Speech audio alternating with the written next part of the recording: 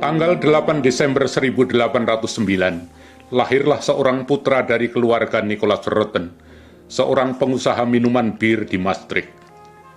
Waktu anak itu dibaptis di gereja paroki Santo Matias, ia mendapatkan nama Ludovicus Hubertus. Nama panggilannya adalah Louis.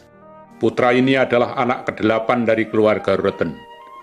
Ibunya meninggal dalam usia muda, maka Louis selalu dididik oleh neneknya. Sejak masa muda, saya sudah menerima pendidikan Kristiani, khususnya dari nenekku, Maria Lausberg. Saya mendapatkan pendidikan agama yang mendalam. Itu semua disebabkan karena saya kehilangan ibu saya pada tanggal 16 April 1816. Louis dibesarkan dalam situasi politik yang kurang stabil. Sesudah Perancis menduduki Maastricht, kota merupakan sebagian dari kerajaan Belanda dengan pemerintahan Raja Willem I. Pada waktu itu, kota mengalami situasi ekonomi yang buruk, antara lain karena orang Jerman menuntut biaya impor yang tinggi, yang sangat merugikan para pedagang di Maastricht. Kota menjadi daerah terisolasi. Situasi menjadi lebih buruk karena pemberontakan Belgia sejak tahun 1830, yang berlangsung 9 tahun lamanya. Justru pada periode ini, Petrus Regu mulai mendirikan di Maastricht suatu kompleks industri. Karena banyak pengangguran masa itu, dia dapat menggunakan banyak tenaga kerja dengan gaji yang rendah. Kemelaratan makin menjadi parah. Panen kentang gagal dan muncul epidemi penyakit kolera. Ditambah lagi musim dingin yang sangat hebat, membuat warga miskin makin menderita. Pada tahun 1848, kira-kira separuh dari 10.000 penduduk terpaksa menggantungkan diri pada perbuatan amal kasih pihak lain. Penyediaan air sangat buruk di Maastricht. Hanya tinggal beberapa pompa air saja di kota. Maka penduduk kota banyak minum bir yang berkadar alkohol rendah. Jumlah perusahaan bir di kota lebih dari 100 buah. Keluarga Nicolaas Rutten mempunyai sebuah perusahaan bir di Jalan Yahudi yang mendatangkan banyak keuntungan. Tetapi Louis yang agak dimanja oleh neneknya tidak suka belajar dengan rajin. Ia lebih senang berjalan-jalan di hutan dan ladang di luar kota. Pada usia sekitar 21 tahun, Louis menjadi insaf. Ia meninggalkan sifat kemalasannya dan memilih untuk membaktikan diri demi nasib sesama manusia. Mula-mula ia ingin menjadi misionaris, tetapi tidak mungkin karena kesehatannya yang buruk. Lalu ia belajar menjadi imam di seminari Rolduc, diteruskan di seminari Agung Luik. Tetapi karena kesulitan politik di Belanda Selatan, ia terpaksa mengakhiri studinya di kota Den Bosch. Lewat pengaruh dan kontak dengan orang lain, ia merasa tertarik oleh semangat Santo Vincentius a Paulo. Beliau memperhatikan nasib orang-orang lemah dengan perkataan dan tindakan. Louis terkesan oleh cita-cita Vincentius dan ingin meneladan hidupnya. Tahun 1837, ia ditahbiskan sebagai imam sekuler. Ia merencanakan menjadi misionaris domestik di kota kelahirannya Maastricht. Itu merupakan tujuan hidupnya yang baru. Misa pertama ia persembahkan di gereja paroki Santo Matias, Maastricht. Dan ia mengenakan kasula khusus yang dijahit dari bahan kain putih yang dipakai ibunya pada waktu perkawinannya. Rutten menerima hadiah dari sanak saudaranya sebuah piala emas yang dihiasi dengan gambar para santo kota Maastricht. Oleh atasan gereja, ia diberi tugas untuk membaktikan diri pada pengajaran agama. Namun, Louis memperluas tugasnya dalam semangat Vincentius dengan membaktikan diri bagi warga kotanya yang miskin dan papa. Imam muda Rutten memulai tugasnya dengan semangat besar. Ia setiap hari membagi-bagikan makanan di Jalan Maria, dan ia menolong pelaksanaan karya Yayasan Sosial Vincentius di Maastricht. Ia menyerahkan sebuah rumah sebagai tempat rapat dan sebagai gudang bahan bantuan bagi yayasan itu. 5.000 tentara asing yang ditempatkan di Maastricht meninggalkan noda hitam di kota itu. Banyak wanita yang masih bujang dihamili dan lalu ditinggalkan begitu saja. Dengan pengantaraan Louis Rutten, para suster dari Kongregasi Misericordia memberi pertolongan. Mereka menampung ibu-ibu muda dan menolong untuk memelihara anak-anak mereka. Rutten ingin melawan ketidakpedulian terhadap agama. Ia diizinkan mengajar agama di pendopo gereja Santo Servatius.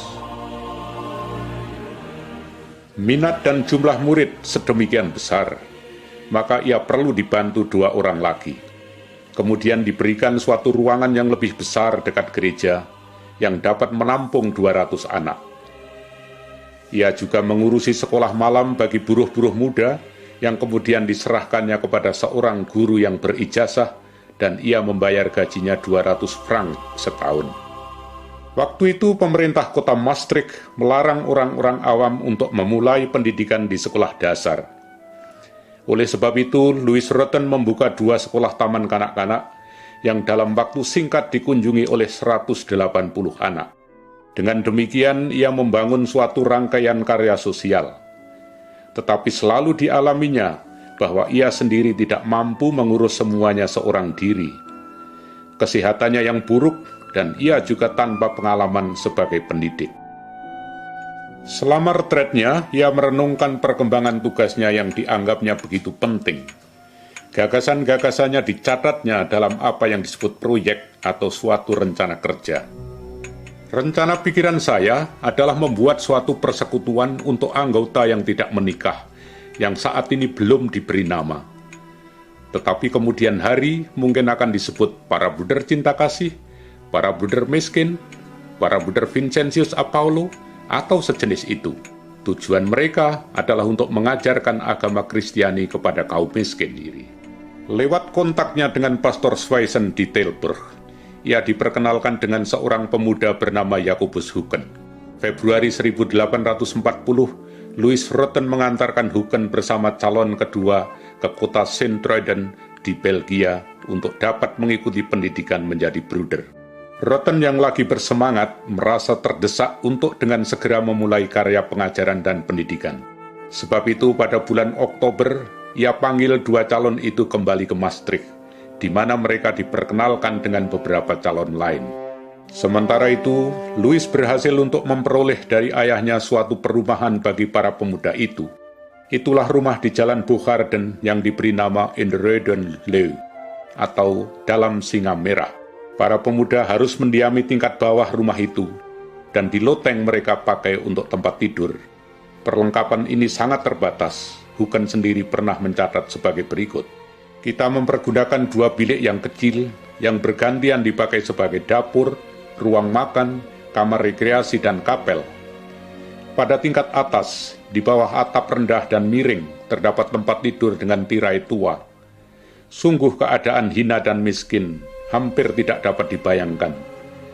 Kurangnya jumlah selimut tentu menyebabkan malam hari kurang menyenangkan. Di tingkat rumah bawah, kita masak dengan alat perapian yang kadang-kadang mogok kerja.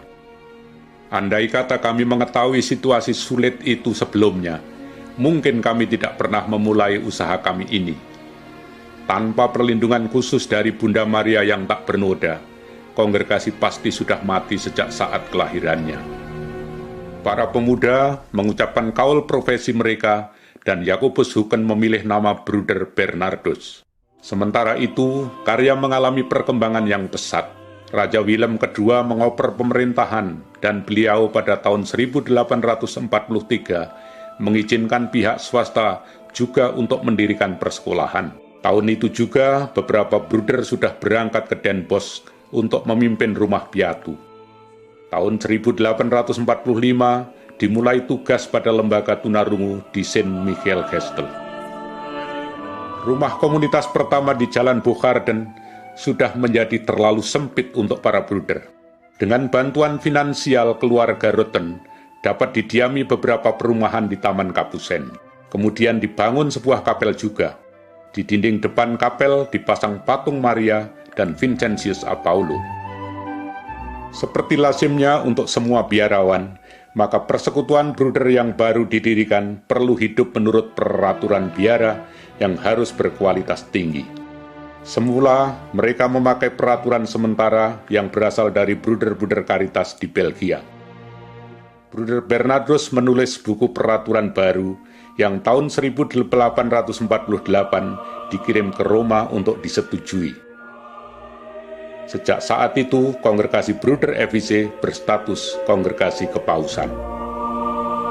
Sementara itu, didirikan komunitas-komunitas baru. Para Bruder mulai bekerja di Amsterdam, Weert, Den Haag, dan Roermond. Juga di Belgia dibuka beberapa rumah, antara lain di Hasselt, Lisse, Tessenderlo, dan Seraing. Jumlah anggota kongregasi berkembang terus-menerus. Tetapi ada juga sesama Bruder yang meninggalkan kongregasi. Kepergian Bruder Alexius pada tahun 1857 sungguh menyedihkan, karena beliau pernah menjabat sebagai pemimpin umum selama 7 tahun. Bruder Bernardus lalu kembali memimpin kongregasi. Dalam catatannya kita baca, yang bersangkut paut dengan hidup religius, para Bruder masih sangat kurang berpengalaman. Memang para Bruder terlalu disibukkan dengan karya. Semuanya masih agak kurang teratur, namun para Bruder berusaha sebaik mungkin, dan lalu rupanya Tuhan puas juga. Dalam catatan-catatan ditemukan juga suatu perbedaan pendapat yang merepotkan antara Monsignor Rutten dan Bruder Bernardus. Bruder Bernardus bersikap kritis terhadap penerimaan proyek karya yang baru, sedangkan Rutten berpendapat bahwa para Bruder harus berkarya pada bidang yang lebih luas serta di lebih banyak tempat. Bernardus menekankan kualitas hidup persekutuan dan meletakkan dasar kuat untuk hidup religius para Bruder. Monsignor Rutten lebih menekankan keutamaan pelaksanaan karya. Dalam sejarah kongregasi selanjutnya, ketegangan antara dua pola hidup itu akan selalu terjadi. Memang benar, demikian catatan Bernardus, memerintah dengan 2 orang atau 2 kepala itu mustahil. Tambahan lagi, bahwa pendiri, meskipun ia seorang imam yang suci, ia bukan seorang biarawan. Dengan demikian, ia sulit dapat merasakan kehidupan para religius. Sebagai penghargaan atas pengabdiannya, pada 21 Desember 1861, Louis Rutten diangkat menjadi pelayan pribadi terhormat oleh Sri Paus. Ia boleh mempergunakan gelar Monsignor. Ia membuat papan lambang dengan judul Dominus Protector, Tuhan adalah pelindung. Ia menulis dalam catatannya, saya yakin bahwa manusia sendiri tidak berdaya. Segala kebaikan yang saya lakukan adalah karya penyelenggaraan ilahi di dalam perlindungan Maria yang terkandung tak bernoda. Tetapi di sini saya harus mengakui bahwa cinta dan kepercayaan saya padanya tidak cukup besar. Misalnya pada awal karya pengajaran, banyak Bruder belum cukup pandai berhitung. Sebab itu, ia sendiri menulis metode berhitung. Selama kongregasi berdiri, telah dikarang lebih dari 900 metode dan buku pengajaran sekolah. Yang terkenal antara lain, metode membaca Zin and Seven, metode kata-ketik Matt Brandon Hart, metode bahasa, dan masih banyak lagi karangan lain. Sementara jumlah anggota berkembang, Bruder Bernardus memberi perhatian besar agar peraturan konstitusi dihormati dengan baik, bahwa para Bruder melaksanakan tugasnya dengan penuh pengabdian dan hubungan antar sesama Bruder juga kuat. Berulang kali ia menulis bahwa cinta persaudaraan adalah ratu kongregasi kita. Secara pribadi, Bruder Bernardus memberi teladan. Kita membaca dalam buku catatan sejarah. Bruder Bernardus tidak segan-segan berkorban untuk memberikan kepercayaan dan keberanian kepada para Bruder. Misalnya pada waktu ia mendengar tentang adanya kesulitan di komunitas Hasselt, dia segera pada malam hari itu juga berjalan kaki ke Hasselt. Sesudah tinggal selama beberapa jam di sana, tanpa beristirahat, ia pulang lagi ke Maastricht berjalan kaki. Itu dilakukan demi mendampingi para Bruder, sebab mereka sungguh membutuhkan hiburan dan peneguhannya.